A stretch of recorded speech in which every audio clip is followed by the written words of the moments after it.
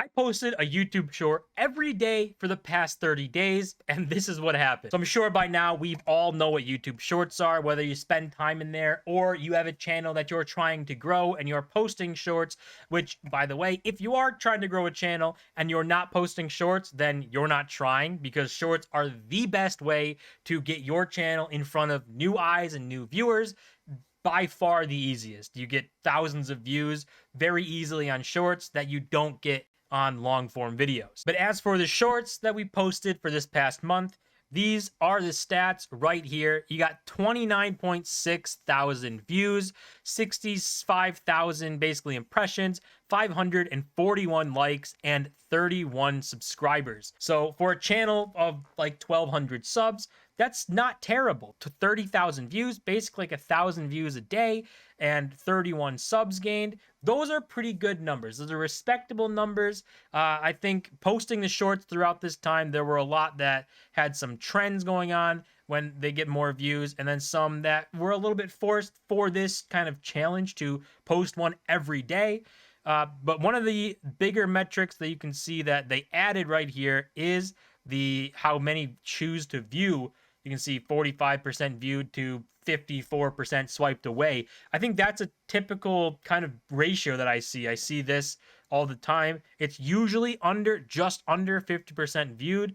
And I think as long as you're around 45, that, or even 40 to 45, that's pretty good. I've seen shorts that have like 30 that still end up getting pushed. So don't know exactly how much of a way this is on the algorithm for pushing it, but it is an interesting thing to keep seeing. And while doing this, posting a short every day, I found that the best time to have your short be is somewhere between 10 and 15 seconds. That's like the sweet spot. For whatever reason, it's usually people watch to at least 10 seconds. If they swipe away after then, you have pretty good engagement still. If it's under 10 seconds though, the short doesn't really get pushed for some reason. Even if people watch the whole thing, I've had shorts that are under 10 seconds that have like 120% retention, but they just don't get pushed and they end and die with like 4 views. So 10 to 15 seems to be the sweet spot, but if you go over 15 to 60, you can do that. I've had some that do well from like 20 to 30-second kind of shorts, but keeping someone's attention on the short page for that long would be a really difficult thing to do. So just make sure it's a really good short that people are going to watch all the way through, and not one where if you post a 30-second one, someone swipes at 10 seconds, that's only 30% retention. It's probably going to hurt you way more than it'll help you. But I also posted the same shorts that I posted on YouTube on TikTok, and these are the results from that. I wanted to see, is TikTok still the king of short form, right? YouTube Shorts was the copycat of TikTok, of YouTube's version. And I wanted to see, is TikTok still the king? Are you still getting more engagement on TikTok than YouTube Shorts? And if we look at those numbers, we can see the video views, 34,000 views on TikTok compared to around 30 on YouTube, 107 profile views, 644 likes compared to 541 on YouTube, and 74 comments and 43 shares. Also, if we wanted to compare like growth, YouTube, we had 31 subs gained. On TikTok, we only actually have 10 followers gained. So even though it's slightly more engaged, it's more views, it's about 4,000 more views, maybe a little more.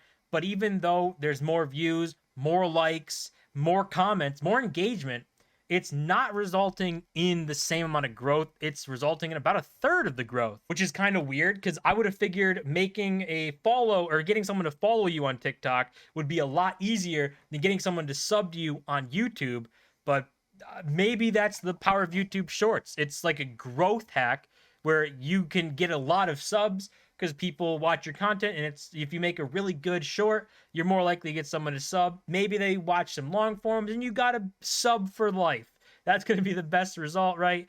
But it's weird to see that metric, because like I said, TikTok should be way easier to get a follow, and YouTube should be a little bit harder to get a sub. And if you want to look at the money made from these shorts from about 30,000 views, the result is probably going to shock you a little bit. You can see this here.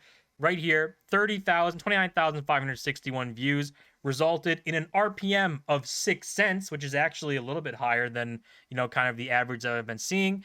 and it resulted in $1.75 being made. So YouTube made this change in around February, where you could post shorts and get an ad rev split. They have a whole way of how they do it, like batching shorts together, and you get an ad before and ad after. So it's a little more confusing than posting a long form. And when someone watches an ad, it goes on your video, you got the ad impression, right? But this is what caused a lot of bigger channels to slow down on shorts. When the ad rev split came out, a lot of big channels started posting so many shorts that it just drowned out a lot of smaller channels. Like, I was posting shorts in the beginning of February, the first couple weeks, and they were not getting any views. They weren't getting pushed at all because so many people were pushing shorts because of that ad rev split. And then they realized maybe it's not really worth it, because it's a little more work and you're not really getting so much more money. So they kind of slowed down, and we get where we're back now, where you can use shorts as a smaller creator to grow your channel and make some money maybe, but the money doesn't really matter. You're using it mainly to grow the channel. So for now, it does appear that TikTok is still king of short form content. It's still #1. You're going to get more engagement. You're going to get more comments. You're going to get more likes, more views, but not necessarily grow your TikTok account at the same rate, but at least you'll get more views. Maybe that feels better. And for the money made on TikTok that was from the 34,000 views, it's a whopping $0, because you have to have so many things to be in the TikTok creator program or whatever it's called that I'm not in. So the views are just kind of there to grow the page and maybe shove people more towards the YouTube channel, right? So that's kind of everyone's plan. But I think that I'm going to do this whole thing again. I'm going to continue obviously posting shorts on YouTube, but I think we're going to do this all over again April 1st to the end of April, where I want to see what the platforms are really different. Who's the real king of short form content? And if it might matter that I'm only posting one piece of content in short form on all platforms, but I think that'll keep it a little bit more fair. We'll see how things go. But I want to post on YouTube Shorts, on TikTok, and on Instagram Reels to see which one can make the most amount of engagement and the most amount of views, and see, who's kind of the best platform to use short form for. So if you want to follow that in real time, you can obviously subscribe to the channel here. Follow me on TikTok and on Instagram, where everything's going to be going out, and we'll see who is the king of short form. That's going to do it for this video. As always, don't forget to smash the like button and subscribe, and I'll see you guys in my next video.